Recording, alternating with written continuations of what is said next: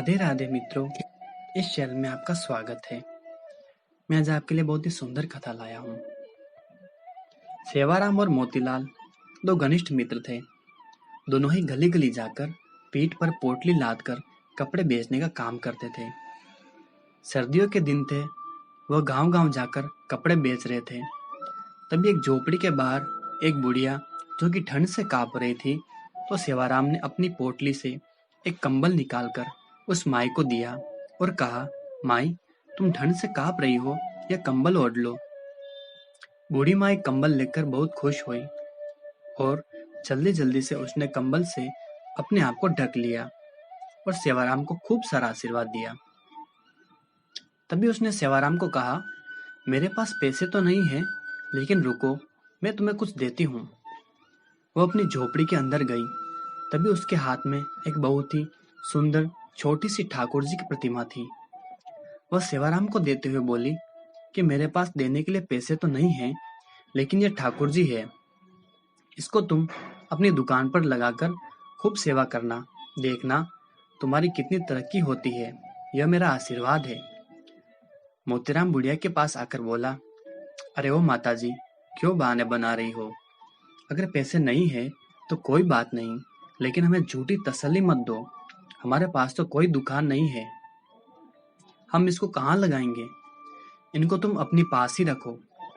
लेकिन सेवाराम, जो कि बहुत ही नेक दिल था और ठाकुर जी को मानने वाला था, वह बोला, नहीं नहीं माता जी, अगर आप इतने प्यार से कह रही हैं तो ये आप मुझे दे दो, पैसों की आप चिंता मत करो।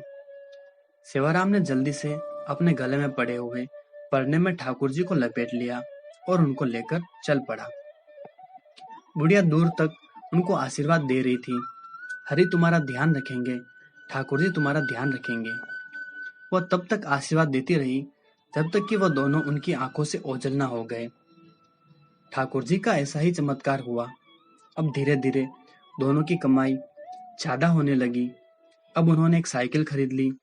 अब साइकिल पर ठाकुर जी को आगे टोकरी में रखकर और वो पीछे पोटली रखकर गांव गांव कपड़े बेचने लगे।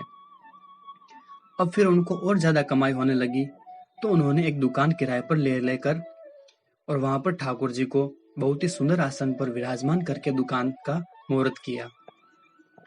धीरे धीरे दुकान इतनी चल पड़ी कि अब सेवाराम और मोतीलाल के पास शहर में बहुत ही बड़ी बड़ी कपड़े की दुकानें और कपड़े की मिलें हो गई।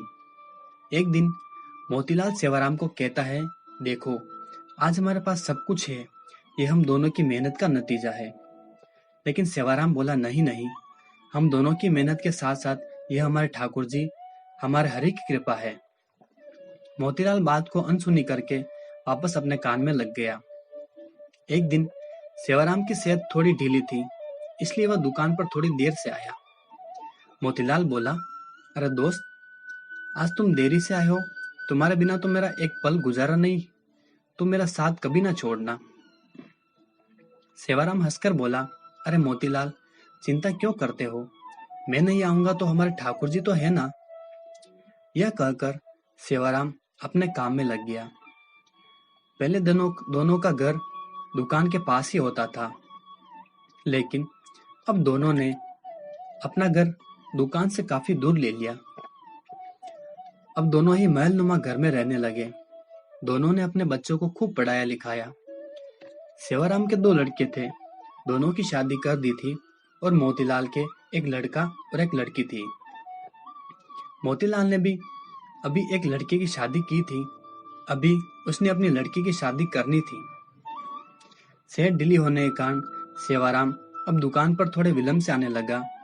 तो एक दिन वह मोतीलाल से बोला, अब मेरी सेहत ठीक नहीं रहती, क्या मैं थोड़ी विलंब से आ सकता हूँ? मोतीलाल ने कहा, हाँ भैया, तुम विलंब से आ जाओ, लेकिन आया जरूर करो, मेरा तुम्हारे बिना दिल नहीं लगता। फिर अचानक एक दिन सेवाराम 12 बजे के करीब दुकान पर आया, लेकिन आज उसके चेहरे पर अजीब सी चमक थी, चाल में एक अजीब सी मस्ती थी, चेहरे पर अजीब सी मुस्कान थी। वह आकर गद्दी पर बैठ गया। मोतीलाल ने कहा, भैया, आज तो तुम्हारी सेहत ठीक लग रही है। सेवाराम ने कहा, भैया, ठीक तो नहीं हूं, लेकिन आज से मैं बस केवल 12 बजे आऊंगा और 5 बजे चला जाऊंगा। मैं तो केवल इतना ही दुकान पर बैठ सकता हूँ। मोतीलाल ने कहा, कोई बात नहीं, जैसी तुम्हारी इच्छा। अब तो सेवाराम रोज 12 बजे आता और 5 बजे चला जाता, लेकिन उसकी शक्ल देखकर ऐसा नहीं लगता था कि वह कभी बीमार भी है। लेकिन मोतीलाल को अपने दोस्त पर पूरा विश्वास था कि वह झूठ नहीं बोल सकता और मेहनत करने से वह कभी पीछे नहीं हट सकता। एक दिन मोतीलाल की बेटी की शादी तय हुई तो वह शादी का निमंत्रण देने के लिए सेवाराम के घर गया।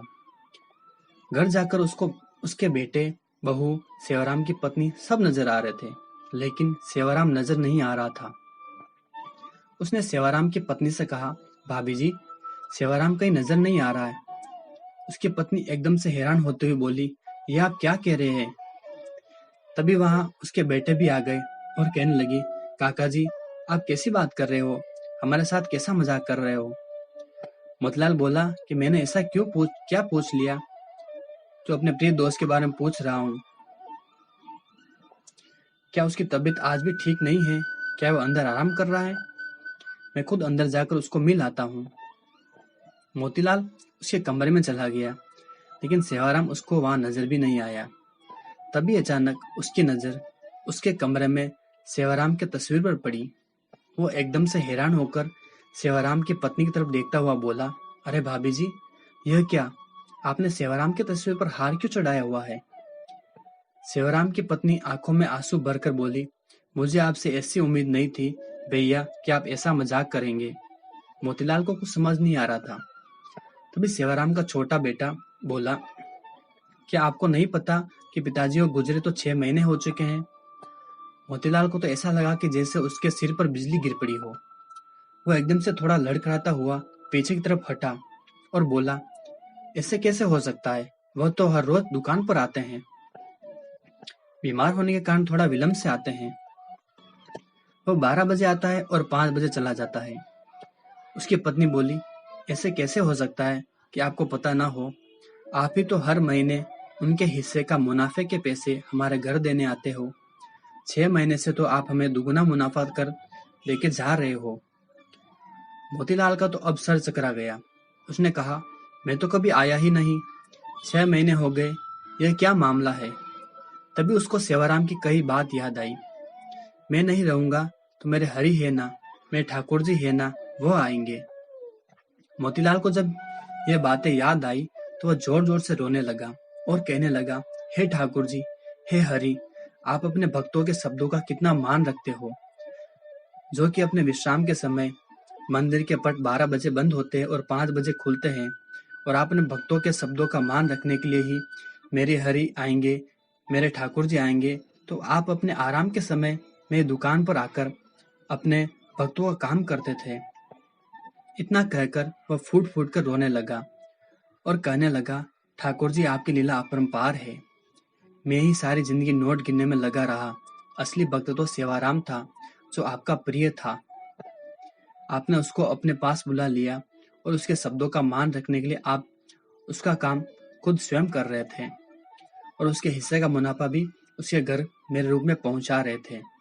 इतना कहकर वो भागा भागा दुकान की तरफ गया और वहां जाकर, जहां पर ठाकुर जी जिस गद्दी पर आकर बैठते थे, जहां पर अपने चरण रखते थे, वहां पर जाकर गद्दी को अपने आंखों से, मुंह से चूमता हुआ, चरणों में लौटता हुआ जोर जोर से रोने लगा और ठाकुर जी की जय जयकार करने लगा। ठाकुर जी तो हमारे ऐसे हैं, सेवाराम को उन पर विश्वास था कि मैं ना रहूंगा तो मेरे ठाकुर जी मेरा सारा काम संभालेंगे।